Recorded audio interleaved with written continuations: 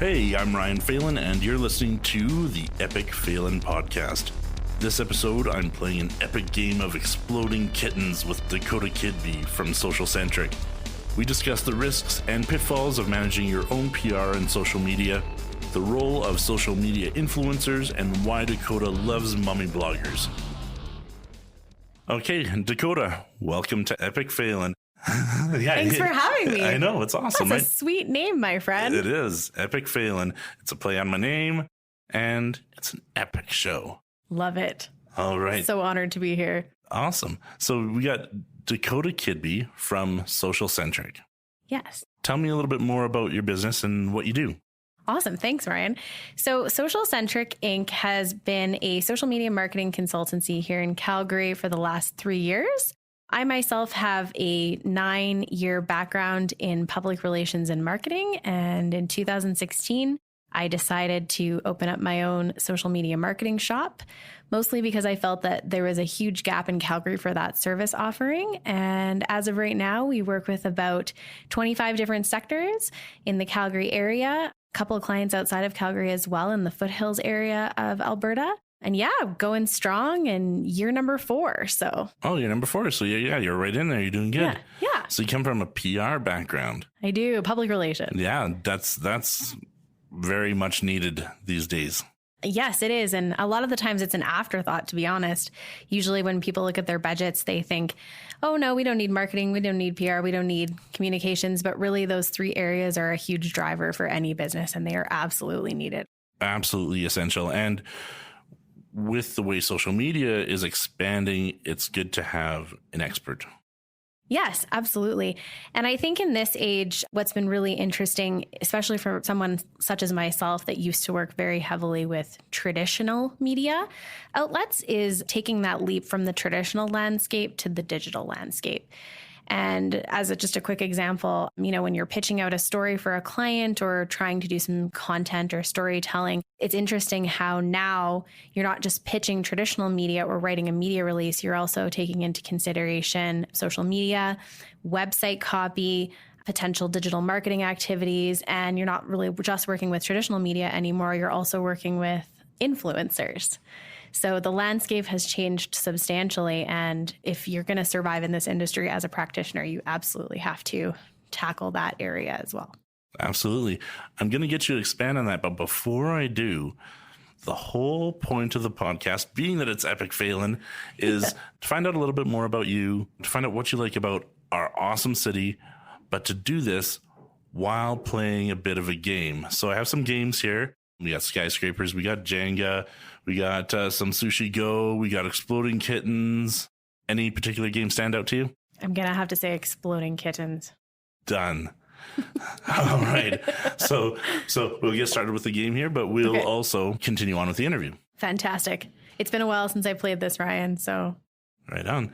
So I'm going to ask you again, one of the biggest questions that everybody asks somebody when they meet somebody from Calgary. Where are you from? I'm from Calgary. That's crazy. One of the only ones. There's actually a lot of us, to be honest. There is. I'm really not that special. I moved to Calgary when I was 3 from Edmonton.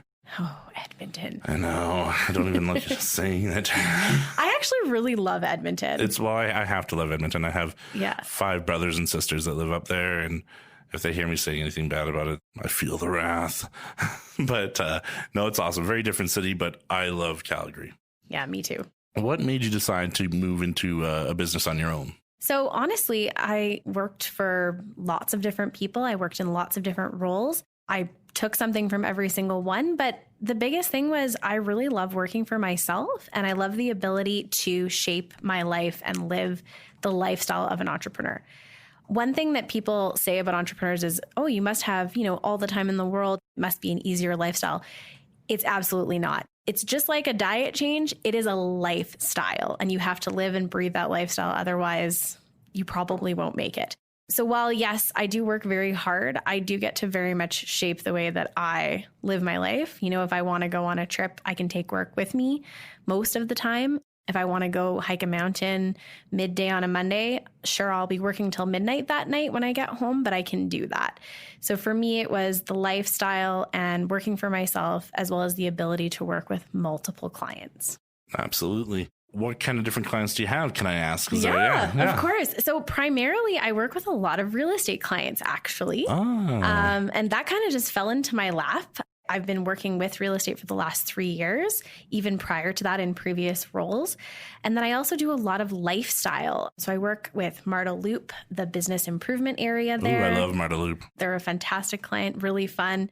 I work with a couple of restaurants in Calgary, and I work with a couple of random clients as well, construction, home building, a lawyer. So kind of all over the place, but I'd say 60% of my work is in real estate and the other sort of 30 is lifestyle. So. All right. Yeah. Cool.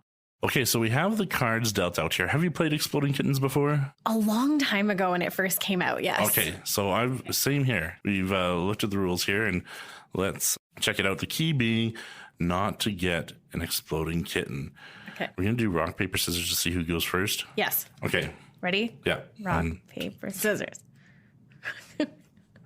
Whoa. Great minds think alike.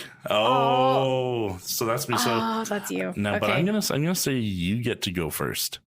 Okay. So what that is that you have so you have the cards in your hand. Yes. And you have to play your cards. So whatever the card says to do, Yep. you have to do it. Okay. And you can play as many cards as you want. The thing is, at the end of your turn, you then pick up a card.